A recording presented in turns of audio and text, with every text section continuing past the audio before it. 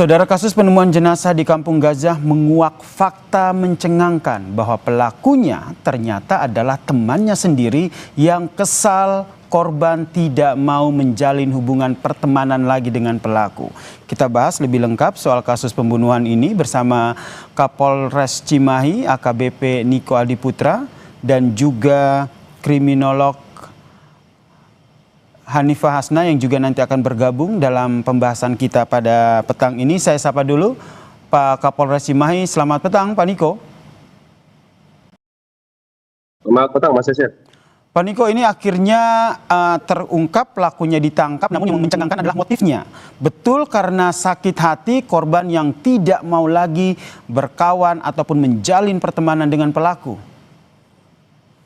Ya betul, jadi perlu kami sampaikan bahwasanya motif yang akhirnya menjadi alasan dari pelaku, si eksekutor YA ini yang mana akhirnya mengajak tersangka lainnya atau pelaku AP ini adalah memang karena sakit hati di saat korban ZA memutus pertemanan, sehingga dia menyampaikan sudah tidak perlu lagi menghubungi dan tidak perlu lagi untuk berteman, sehingga alasan itulah yang membuat akhirnya pelaku menjadi sakit hati dan akhirnya memutuskan untuk berangkat menuju ke Bandung dengan niatan memang untuk menghabisi nyawa si korban. Demikian. Kemudian bagaimana akhirnya polisi tahu bahwa dua temannya ini ternyata adalah pelakunya?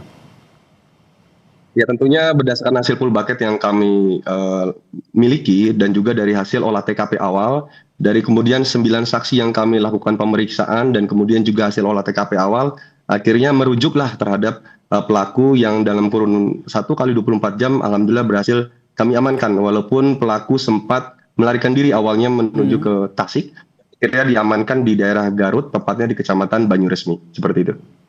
Kemudian apakah dari pihak keluarga sendiri memang sudah menduga ataupun ada kecurigaan dengan teman dari korban ini? Baik, jadi perlu kami jelaskan Kang Yasir bahwasanya pertemanan antara pelaku dengan korban ini sebenarnya sudah terjalin cukup lama, sehingga dulu juga sempat ada kejadian yang akhirnya korban kemudian dibawa sekolah ke Bandung karena dulu korban sekolah di Garut bersama dengan pelaku, kemudian dipindahkan ke Bandung, sehingga pada saat satu hari tidak kembali atau tepatnya itu hari Senin itu sudah dicari oleh pihak keluarga dan pihak keluarga sudah mencoba menghubungi pelaku. Dan kemudian besok paginya itu pelaku eksekutor YA dengan pelaku AP yang diajak itu sudah pernah dikumpulkan di satu rumah oleh Pak RT di sana, itu untuk ditanyakan bahwasanya apakah pelaku mengetahui di mana korban berada. Kemudian dengan membuat alibi bahwa dia tidak tahu. Dan di saat itulah pada saat pelaku sudah menguasai HP milik korban, dia membuat alibi seolah-olah korban itu masih hidup dengan melakukan chat ke beberapa temannya, disampaikan bahwa kurang lebihnya adalah saya diculik, saya tidak tahu ada di mana, bisa minta tolong untuk bantuan uang dan sebagainya. Sehingga dia ingin memunculkan alibi bahwa seolah-olah korban itu masih hidup. Seperti itu. Itu adalah modus operandinya terkait dengan diputus pertemanan, pelaku akhirnya membunuh temannya sendiri yang merupakan siswa SMP. Kita masih akan membahas soal ini, Pak Niko, jangan beranjak dulu karena nanti usai jeda kami juga akan memperbincangkannya dengan kriminolog yang akan bergabung bersama kami di Kompas Petang. Tetaplah bersama kami di Kompas TV.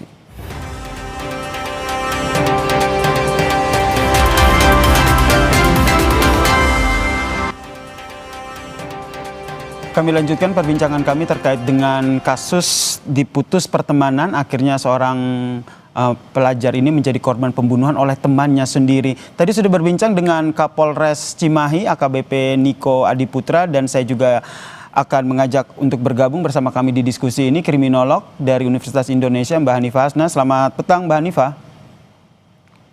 Selamat petang Mas Yasir. Ya, tadi sudah kita dengarkan penjelasan dari Pak Kapolres Cimahi yang membenarkan bahwa sebenarnya alasannya adalah karena sakit hati, pertemanan mereka diputus begitu. Menurut Anda sebagai kriminolog sejauh mana begitu ya, rasa sakit hati oleh seorang teman ini bisa berdampak pada pengambilan keputusan hingga akhirnya mengakhiri nyawa temannya sendiri? Oke, baik. Jadi ini berbeda dengan kasus orang dewasa ya. Kalau orang dewasa kan biasanya mereka sudah bisa mengelola emosi gitu. Tapi kalau anak-anak biasanya kalau emosi, prosesnya adalah emosi, aksi baru dipikir gitu. Karena di dalam otaknya secara neurologis sebetulnya otak bagian depan yaitu tempat mengambil keputusan dan melihat konsekuensi itu masih belum berkembang optimal karena optimalnya di usia 21 sampai 25 tahun. Tapi ketika anak-anak di usia 14 tahun ini biasanya yang paling berkembang adalah otak emosi.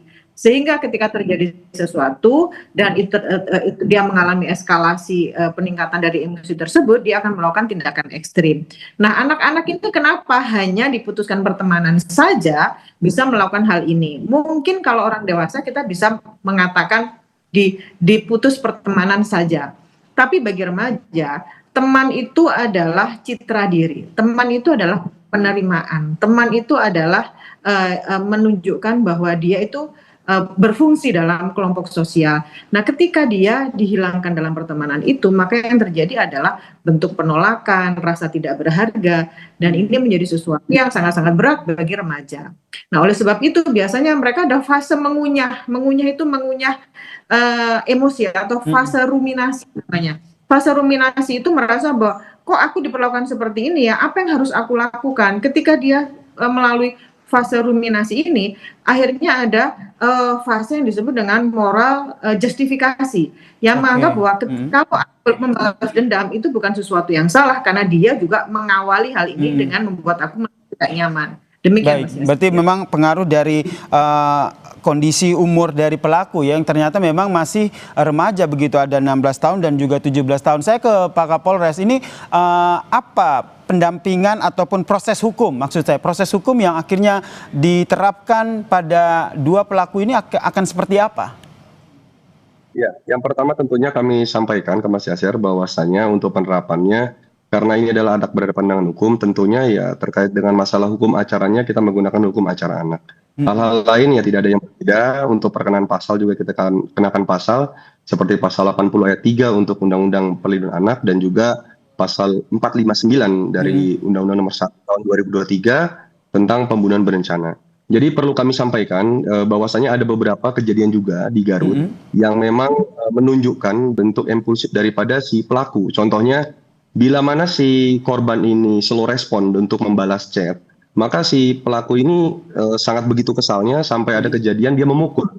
Dia memukul si korban itu sendiri, sehingga hal tersebut diketahui oleh pihak keluarga korban. Akhirnya kemudian dibicarakan. Nah, itu beberapa kejadian yang akhirnya kalau kita bilang mungkin emosinya begitu meledak bila mana ada hal yang menurut dia ada yang kurang pas. Seperti itu mungkin, Mas. Berarti ini yang juga akan digali oleh pelaku ya, terkait dengan sebenarnya latar belakang dari akhirnya pelaku melakukan tindakan ini, termasuk dari melihat kondisi psikis dari pelaku, Pak Kapolres? Ya, kalau seperti itu tentunya akan kita lakukan karena ini baru 1x24 jam kita lakukan upaya diamankan. Tentunya beberapa dengan pendampingan maupun pengecekan terkait dengan masalah psikis akan kita lakukan nanti berturut-turut ke depannya sesuai dengan kalender untuk proses penyidikan yang akan kita laksanakan ke depan nanti. Seperti itu. Mbak Hanifa, kalau Mbak Hanifa melihat sebenarnya ini bukan sesuatu yang muncul tiba-tiba begitu rasa sakit hati ini, tapi memang sebelumnya juga pernah ada kronologi kejadian antara pelaku dan juga korban. Anda membacanya ini betul mereka berkawan atau lebih kepada ada si pelaku yang lebih mendominasi terhadap korban? Ya, baik, bisa jadi demikian Mas, karena sebetulnya kejahatan yang dilakukan oleh seseorang pun oleh anak-anak itu sebetulnya bukan hasil dari kemarahan satu malam, tapi ini melalui proses panjang. Jadi kemarahan laten yang membuat seseorang melakukan eskalasi dari kemarahannya tadi itu. Ditambah lagi dengan kondisi psikologisnya yang kurang matang. Sebetulnya segala macam kejahatan itu karena yang pertama, karena tekanan tinggi, tekanan hidup yang tinggi. Tekanan hidup itu dari mana? Dari penerimaan tadi, dari penolakan dan lain-lain. Kemudian kontrol diri yang kurang. Kenapa dia kontrol diri yang kurang? Karena mungkin selama ini dia tidak diajarkan meregulasi emosi, baik dari sekolah, baik dari orang tua, baik dari lingkungan maupun dari ruang digital, yang membuat seseorang menjadi lebih ekstrim ketika melakukan kemarahan. Dan yang terakhir adalah kenapa anak-anak melakukan hal ini karena kontrol sosialnya tidak ada. Tadi Pak Bang Niko sudah menyampaikan bahwa dia atau si pelaku sering menunjukkan kemarahannya atau agresivitasnya. Tetapi yang dilakukan keluarga mungkin pada saat itu hanya mendamaikan, tetapi tidak melihat sinyal-sinyal bahwa anak tersebut memiliki kondisi psikologis yang berbeda. Oke. Sehingga harus dibantu dengan profesional. Karena kalau dibantu oleh profesional, kemungkinan emosinya bisa diturunkan dan agresi-agresi yang mungkin akan keluar ekstrim selanjutnya sampai melakukan pembunuhan bisa ditekan atau ditiadakan. Baik. Demikian Mas Yasir. Baik, terakhir singkat saja Pak Kapolres, dijerat dengan pasal apa kedua pelaku ini? Baik, kami kenakan terkait dengan pasal 40 ayat 3 Undang-Undang Nomor 35 Tahun 2014 terkait dengan perlindungan anak, junto pasal 459 dan juga 458 Undang-Undang Nomor 1 Tahun 2023 terkait dengan KUHP, pembunuhan berencana yang mana ancamannya adalah pidana mati atau pidana penjara seumur hidup atau pidana penjara 20 tahun, seperti itu. Baik, tentu saja kita berharap kasus ini jadi pelajaran bersama untuk kita semua. Terima kasih Kapolres Cimahi AKBP Niko Adiputra dan juga kriminolog UI Hanifah Hasna telah bergabung bersama kami di Kompas Petang. Salam sehat semuanya.